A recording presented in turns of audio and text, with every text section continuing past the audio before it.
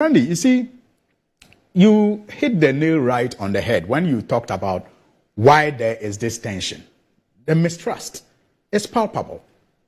It's something that we all see and feel as we prepare for the elections. First of all, when the Electoral Commission proposed their timetable, Randy, do you know that voter transfer was to take 2 days? That was the first proposal. 2 days was for voter transfer. I know NPP candidate who protested against the 2 days proposal for voter transfers. They protested. And then all of a sudden, I was monitoring the process because I was engaging the stakeholders and I had an interest. All of a sudden, from the proposed 2 days for transfers, it was increased to 16 days. 2 days to 16 days. That is the first, in my view, that is the first point of mistrust. Because I know NPP candidates that are even engaged who protested against the 2 days. But what has been the practice? The practice. This is the first time transfers are going beyond a week. Really? Yes. This is the first time that transfers. So 16 days. Yes. But why do we need 16 days? That many days? A limited registration for how many days? For 22 days or so. Okay. Yes. But for transfer of votes, we need 16 days. Why do we need that many days for transfers? I can't understand. Network challenges. Whatever. But I mean, that for me it was the beginning of the mistrust. Because the question that I have asked remain unanswered. Why do we need that many days for just transfers? Because people who are minded to do their transfers really are not like people who are sometimes cajoled to go and register. If you want to do a transfer, it must be important to you, and you would have assessed that on voting day you may not be where you reside, or you would have changed location and you want. I mean, it must be important to you. So 16 days was just something I couldn't, wrap my head around. But yes, they changed the timetable to suit, in my view, some of these protests. And then you agreed that for transparency's sake, political parties be allowed to monitor the process. Yes, it may not have been part of the law, but we are also told by the lawyers that when the law is silent on something, if you do it, you have committed no crime. That's what the lawyers have told us. So there's no law that says that political parties must be allowed to monitor. But there's no law that also says that political parties must not be allowed to monitor. And we are told, I am not a lawyer, but I have heard them say that when the law is silent on a matter, if you don't do it, you commit no crime. If you do it, you commit no crime. Loophole. Look, so clearly there was nothing wrong with the agreement at IPAC for political parties to monitor.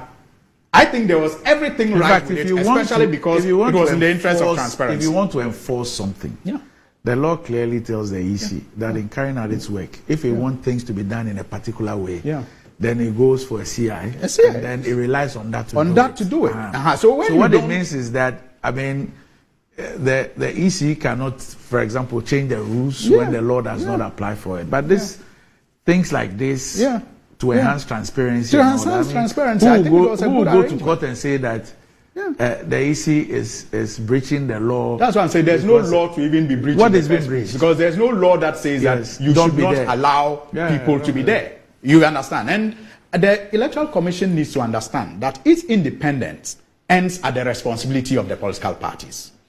It is the responsibility of the political party to ensure that it is not cheated in the electoral process. It is its responsibility. Because the question I asked myself, analyzing the issues this early morning, was that, so is the EC saying that if the CI did not make provision for party agents to be at the registration centers, it would have prevented them from being there on the basis of the pockets of violence that occurred during the registration exercise? Clearly. Would they have done that and said that They didn't even their contemplate presence that is creating the their violence. presence is engendering violence, so stop them? Yeah. Would they have done that if their presence was not in the law? The law.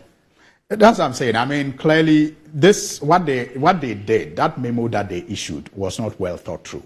It has rather gone to create more mistrust for them. And I mean, this was also an agreement around a table at IPAC. And what do you call it? The memo was issued a day before another IPAC meeting. That was Monday.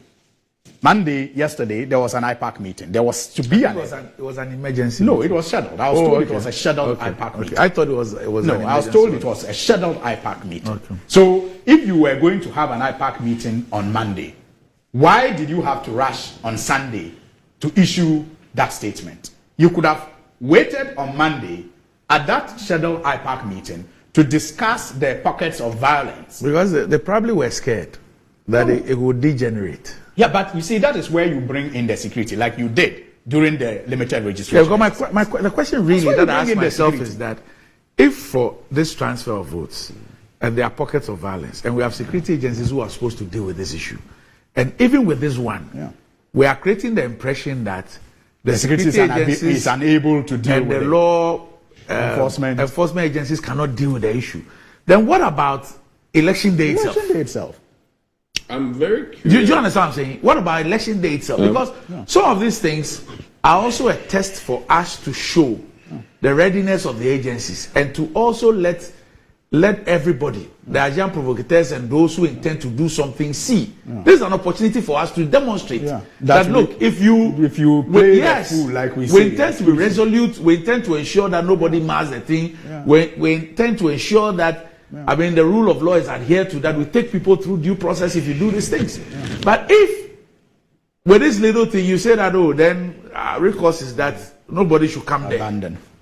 How do I even get assurance that then on election day, when you have things happening across the length and breadth of this country, we'll be able to contain them? So I just want to end, maybe before Doc comes in, I just want to end by commending our party executives and our party rank and file for their determination and commitment to ensure that this year's election, is done free of any intimidation. That could be described as unlawful or lawless conduct. No, Randy. In fact, it is what the late founder of our party, God bless his soul, positive defiance, used to describe as positive defiance. Because you see, that's why I said that the independence of the Electoral Commission, they must understand that their independence ends at the responsibilities of the political parties. So it is the political parties' responsibility to ensure that it is not cheated.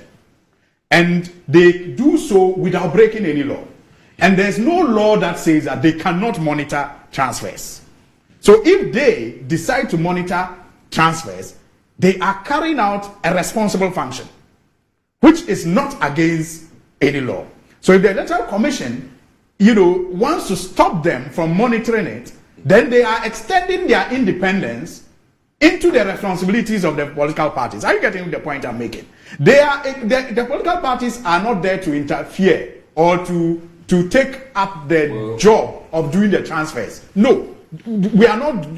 They are independent. They should do their work. But we are stakeholders. And so we have the responsibility to ensure that their work does not affect us. And there's no law that says that we cannot come and monitor. So if they say we shouldn't come and monitor, they are rather being unlawful. They are acting, illegally. And our defiance must be seen as a positive one. That is to ensure that our electoral process remains transparent, it remains fair, and we are not stopping any other political party from also monitoring the exercise. In fact, we encourage all the other political parties to do same. And I just once again want to commend our party, rank and file, for standing their ground across the country. Because I monitored the northern region, and in all the constituencies, at all the district offices, our party members were there. They were resolute, and they stood their grounds and ensured that the process was monitored yesterday, even though the Electoral Commission tried to stop them. May I ask this, that in monitoring as a political party during this exercise, what is the end game for any party? I'm just curious.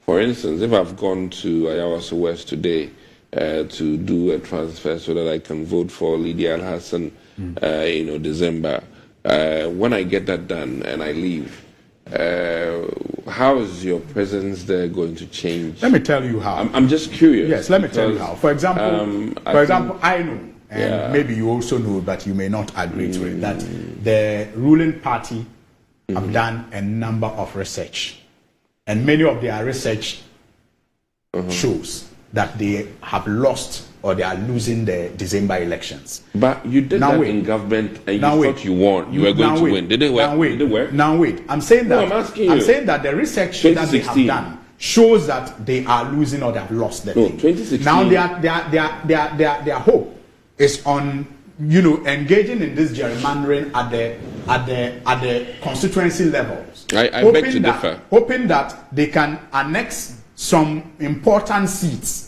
that can help them, massage the numbers when it comes to the presidency. And that's why I agree with His Excellency President Mahama that no amount of machinations will change that. But to your specific question, you see, when the parties are present, they are able to tell if you satisfy all the conditions precedent before a transfer is done for you. So you don't have faith in the EC officers who do that? I mean, no, that's what the Americans say, in God we trust. Not in man. And everything else you verify. There's nothing wrong with trusting somebody and still verifying. There's nothing wrong with that.